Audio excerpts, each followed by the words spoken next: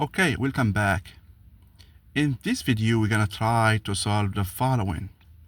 If we assume that we have this equation, which is a polynomial, x to the power n plus x to the power n minus 1 plus x to the power n minus 2 and etc. until we get to x minus 1 has a unique solution if n is an odd number. Okay, this question is asking us to prove that x cubed plus x minus 1 has a unique solution.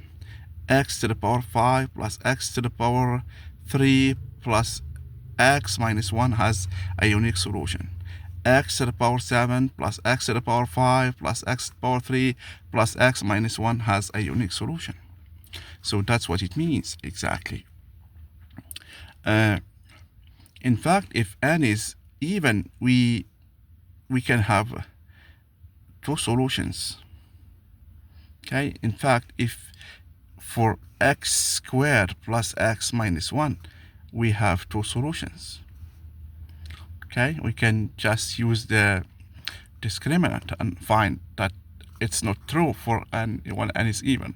So this one telling us it's not true when n is even.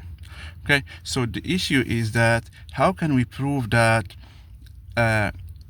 this polynomial has a unique solution? Okay, so graphically speaking, okay, when we have a function, okay, and we graph it and we assume that it looks like this, so that means it's increasing.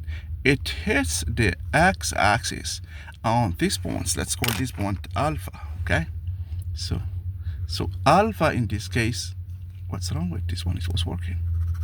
So alpha is a solution. Okay, that means if we call this one f of x, that means f of alpha is 0. Okay, so this is the solution.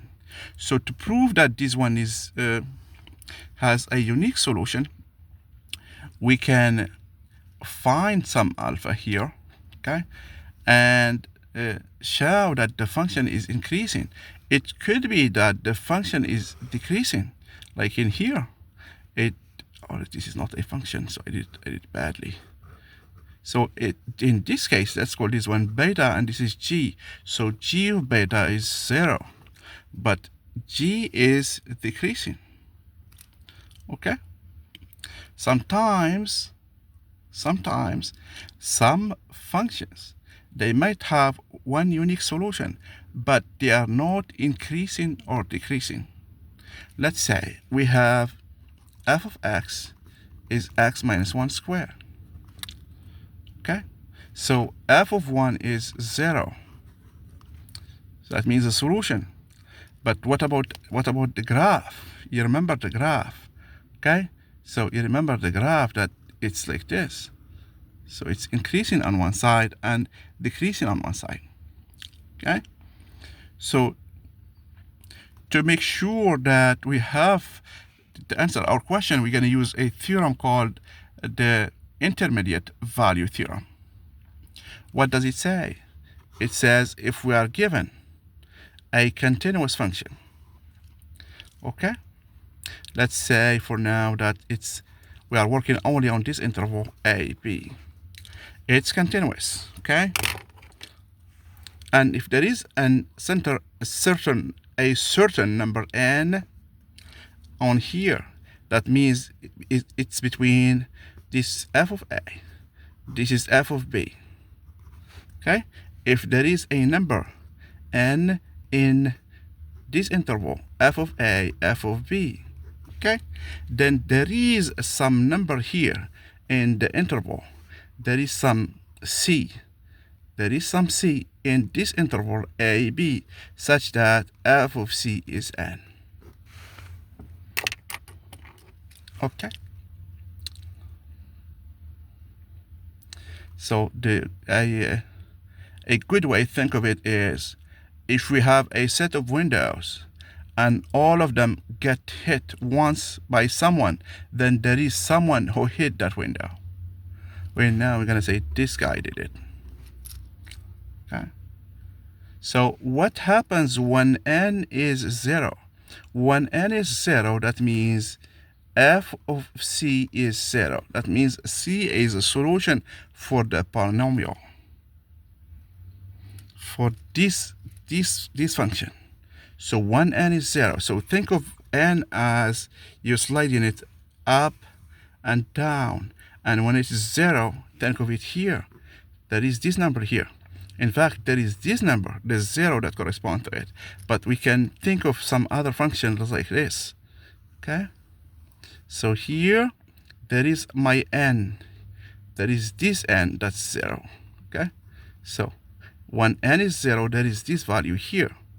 That's my c. That's the 0 of the polynomial or the function. So here we can apply the same technique. Okay, this is a polynomial, but we're gonna notice one thing. Okay, so my polynomial here, if I plug the 0, so I'm gonna get 0 plus 0 plus 0 plus 0, and what's the last one? Minus 1. Okay, so I have f of 0 is minus 1. Okay, and what's f of 1? So it's gonna be 1 plus 1 plus 1 until the last one. So it's gonna be n minus 1.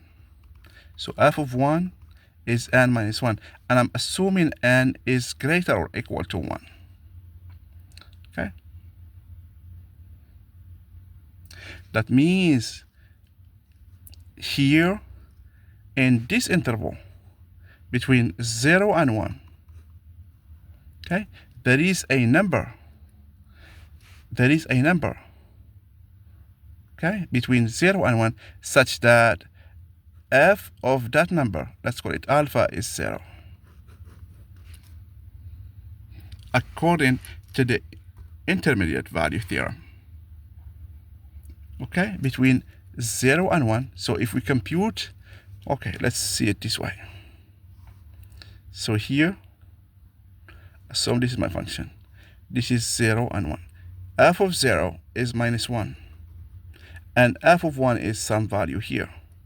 So this is my n in this case is 0. Then there is some alpha here that corresponds to this n, which is 0. That means f of alpha is 0. Okay? So if I call this one p of x, then there is some alpha that's p of alpha is 0. Okay? How to prove that alpha is unique? So I have now, in this case, I need to prove that f is increasing, or p is increasing. But I have p of x, it has x to the power n plus x to the power n minus 1 plus x minus 1. So to show that, I need to show that p prime of x is bigger than 0, the derivative. But once I do the derivative, I get this one here. It's n x to the power n minus 1 plus n minus 1 x to the power n minus 2 plus 1. Now I need to see that this polynomial is bigger than 0. Why? Because this power here now, it was odd, now it's even. This one, it was odd, it's even. Now we have this one here. In the case of n equals 3, I have 3x squared. Okay, plus 1. So this is a sum of squares, which is always positive. That means my function is increasing. That means it's only one solution. Okay, so here, this, think of it. Let's say this is, let's take this one here. X to the power 5 plus x to the power 3 plus x minus 1. So when I do the derivative, I get 5x to the power 4 plus 3x squared plus 1. Note these numbers, all of them, they are squares, always positive, plus 1, which make them bigger than 0. That means p prime is bigger than 0. And this proves that it's increasing. Therefore, my solution is unique. Okay? There is another way to prove this one, but it's longer. So this is the quickest way to show that this polynomial has a solution and it's unique. The key idea is to understand how to use the intermediate value theorem. We will add more problems concerning this one to see where we can apply it and how to apply it and where we can get unique solutions. Thank you very much.